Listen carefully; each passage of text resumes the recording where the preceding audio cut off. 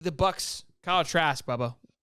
Buddy seems to have locked it in. I'm eating my words all over the place with these damn quarterbacks. I'm not mad about it. Yeah, Just the Gator quarterbacks is where I'm losing, but it's a good kind of loss. Yeah, word on the street is that Trask seemingly found it overnight. Just came in the training camp one day and really just took the next step. And sometimes that happens. Sometimes they just have an epiphany and they are seeing stuff better and they figure something out that that's starting to click. And truthfully, Trask, he's in the fight for his life, his NFL life. Because he was kind of a high draft pick and Both are. he sat on the bench, and then they bring Baker Mayfield in, and so you're wondering like why are you bringing Baker in if Trask is the guy? Well, Trask struggled in minicamp, and Baker took a commanding lead, and then now Trask somehow has clawed his way back into the starting role, and it's going to be obviously the it's going to be pretty much preseason's going to tell us who it is, but Trask has really taken the reins and he's really making some phenomenal throws that are and we're not the only people talking about this stuff is like getting out on Twitter and stuff. Trask is kind of blown up.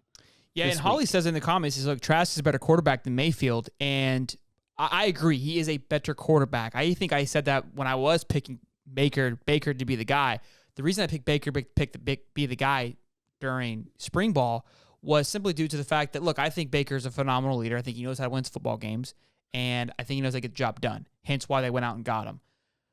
And I also said, look, I think his scenario, where he was never really worked out for him, being in Cleveland and then going to L.A., never really found a home. But he has the opportunity here to take over, and now he's not, which is making me question everything that I thought before. Like, my belief in Baker being this leader and a stand-up guy and able to get the job done, it's yours to take. And look, kudos, nothing against Kyle, because Kyle's a phenomenal quarterback. I just really thought, like, look, if there's a time for Baker to really shine, this is it.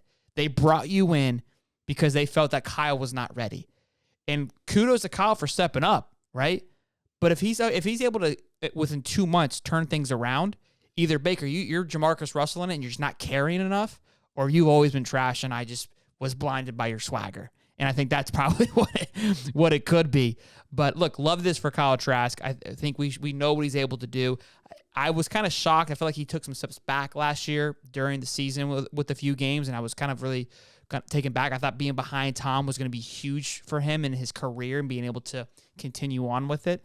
Look, I mean, he's your prototypical quarterback. So love that he's having success and that he is going to probably more likely will be the guy. I don't think preseason, this isn't going to be like an AR situation where I think Trask gets rattled.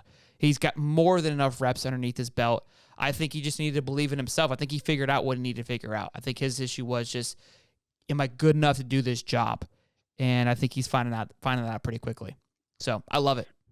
Well, and another thing is too, maybe bringing Baker in unlocked what Tampa Bay was wanting to get from Trask. A little fire, yeah, because with Tom there, right, you know that you're not going to be the guy. But Baker is like, look, that's a legitimate threat. And if you don't bring somebody like a Baker in, allow them for there to be a backup, it could just be like, hey, this is yours. So yeah, maybe they're paying Baker to untap their rookie their rookie sign. But look, it's working, and we're going to continue to talk about this through the season. In my opinion, that is the one division that is wide open for anybody to win, and I feel like the Bucs are still in a really good place to win the division once again if they can figure out that quarterback position, and it looks like they are figuring it out sooner rather than later. So we'll see. I haven't heard much about the Saints, obviously, but they've got Alvin Kamara being suspended. I know Derek Carr is going to be there, another great quarterback, but kind of like not quite like Baker, but hasn't been able to get it done. Guy's got a phenomenal arm, but seems to fall apart when it matters most. So that's what I'm saying. I think it's honestly wide open for those guys to get it done. So we'll be keeping eyes on it, keeping tabs. So make sure you guys subscribe and turn the bell on so you guys can keep up with it. Anything else on that, Bubba? No, that's it. Yeah, good point, Steve. He says Baker keeps getting the benefit of the doubt for some reason, regardless of where he goes, and that's true. And I'm guilty of that. I'm guilty of always giving him the benefit of the doubt too. I don't know what I like the guy. I've always have. I think he got a lot of flack coming out. I don't think he was a first round overall draft pick by any stretch of the imagination, but I always felt that he was a pretty good quarterback, and I just felt like he never really had the opportunity to get it done. But maybe at this point, I think not anymore.